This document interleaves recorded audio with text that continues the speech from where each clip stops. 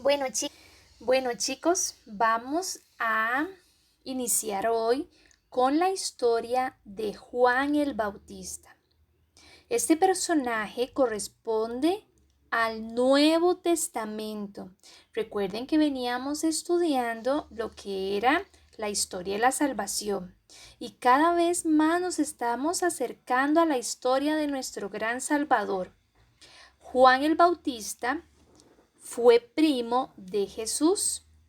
Él anticipó al Mesías, o sea, él nació antes de Jesús. Vamos entonces a conocer la historia. En el tiempo del rey Herodes, recuerdan ustedes el rey Herodes, ¿verdad? El rey Herodes era el rey de Judea. Ahí había un hombre, un sacerdote, que era sumamente importante, que se llamaba Zacarías. La esposa de Zacarías se llamaba Isabel.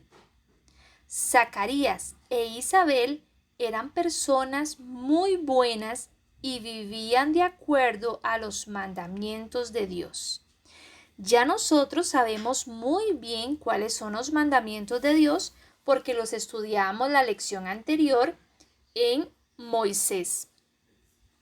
Resulta que Zacarías e Isabel no tenían hijos, ellos no podían tener familia, ya que ellos dos eran de edad muy avanzada, ya eran muy viejitos. Pero Zacarías era un sacerdote de mucha fe. Bueno, así se creía en el momento cuando él iba al templo y oraba a Dios. En ese momento que él estaba en el templo, a Zacarías se le presenta un ángel. Zacarías se asusta, pero el ángel le dice: no temas, Zacarías, porque tu oración ha sido escuchada. Tu esposa Isabel dará un hijo al que llamarás Juan. Y grande será tu felicidad porque tu hijo ha de ser grande ante el Señor. Zacarías dijo al ángel: ¿cómo puedo creer esto? Yo ya estoy viejo y mi esposa también. El ángel le contestó: yo soy Gabriel y he sido enviado para hablar contigo y comunicarte esta buena noticia. Pero tú no has creído, entonces quedarás mudo hasta el día que se realice todo esto que te he dicho. ¿Recuerdan ustedes algo muy semejante a la historia de Abraham? ¿Recuerdan con Sara? Que a Sara le sucedió exactamente lo mismo. Llegan los ángeles y ella se ríe de forma burlesca porque ella no creía en las palabras del ángel. Entonces, muy similar sucede aquí. Aunque eran personas de fe, en el momento en que se presenta una de estas situaciones, pues no lo creen. Entonces a Zacarías lo que le sucede es que él pierde su voz, queda mudo. En el Nuevo Testamento, en Lucas 1:39 dice: por esos días María es la madre de Dios, ¿verdad? Partió apresuradamente a una ciudad ubicada en los cerros de Judá. Actualmente, vean esta fotografía, así actualmente es Judá. Entonces, ahí era donde vivía la esposa de Zacarías, Isabel, que es prima de María, la madre de Jesús. Resulta que entonces María entró a la casa de Zacarías y saludó a Isabel, que era su prima. Al oír Isabel su saludo, el niño dio saltos en su vientre, o sea, se movía todo el bebé que estaba dentro del vientre de Isabel. Isabel se llenó del Espíritu Santo y ella en voz muy alta dijo: bendita eres entre todas las mujeres y bendito es el fruto de tu vientre. Entonces, ¿qué está diciendo? Que en el vientre de María había algo sumamente importante. ¿Quién es? Pues claro, Jesús. Jesús está en el vientre de María. Entonces, ella con esas palabras le está diciendo que es algo grandioso lo que está en ese vientre. ¿cómo he merecido yo que venga a mí la madre de mi Señor? Vea todo lo que está diciendo Isabel. Quiere decir que todas esas palabras dichas por Isabel eran única y exclusivamente dadas por el Espíritu Santo. Porque ya Isabel estaba diciendo, ¿cómo he merecido yo que venga mi madre? La madre de mi Señor. Apenas llegó tu saludo a mis oídos, el niño saltó de alegría en mis entrañas. O sea, el poder de Jesús ya se veía desde que estaba Jesús también en el vientre de María. María entonces dice, celebra todo mi ser la grandeza del Señor, y mi espíritu se alegra en el Dios que me salva, porque quiso mirar la condición humilde de su esclava. En adelante, todos los hombres dirán que soy feliz. En verdad, el Todopoderoso hizo grandes cosas para mí. Reconozcan que santo es su nombre, que sus favores alcanzan a todos los que le temen y prosiguen en sus hijos.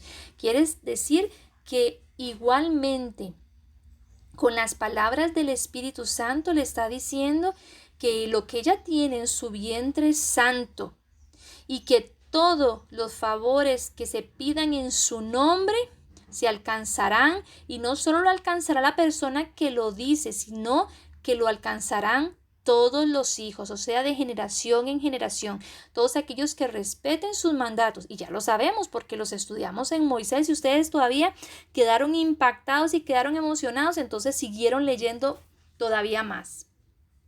María se quedó cerca aproximadamente de 3 meses con Isabel para ayudarle, ¿verdad? Porque ya Isabel estaba en sus últimos meses de embarazo y María estaba iniciando sus meses de embarazo. Después de estos 3 meses, lo que hizo María fue volver a su casa.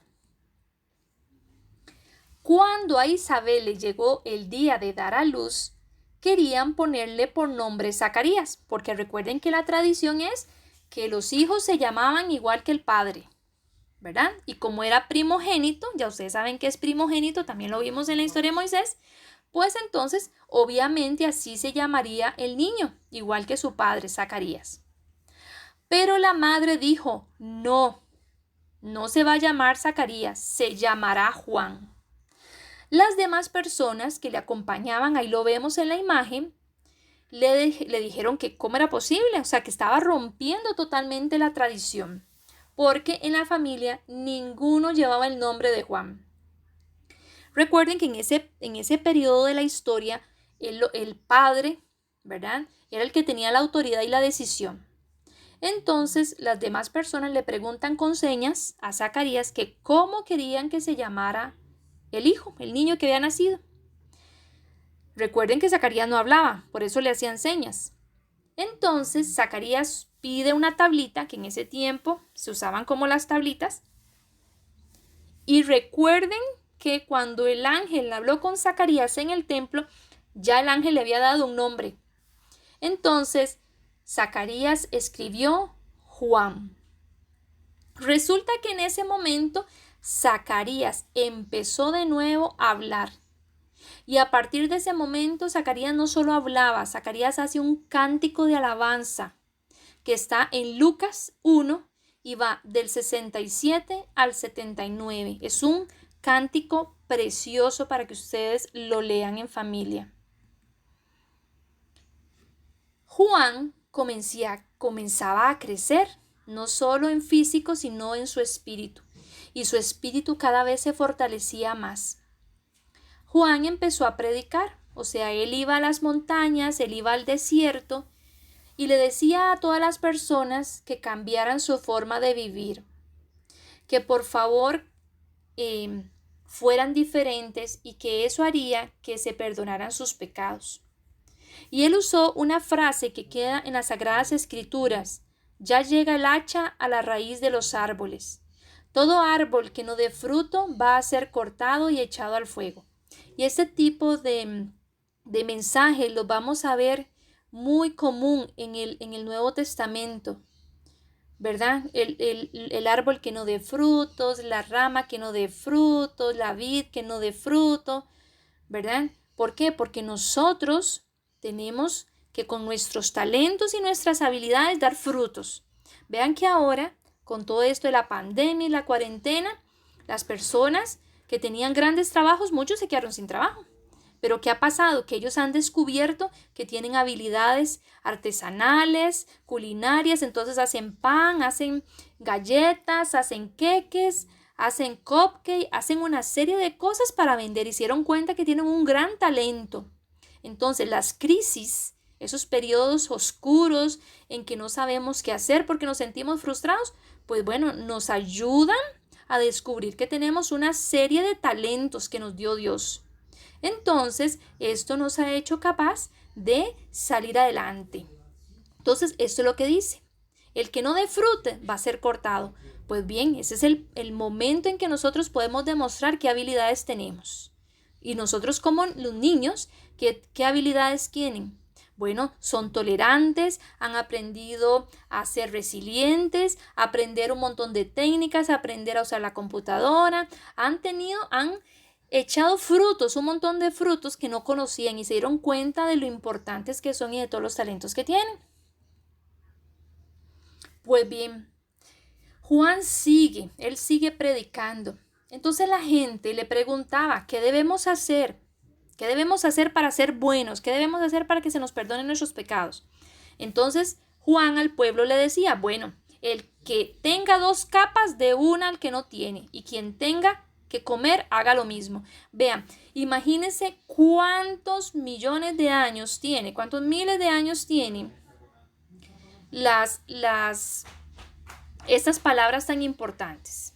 O sea, estamos hablando de que hace 2020 años, ¿verdad? Porque a partir del nacimiento de Cristo es que contamos la historia.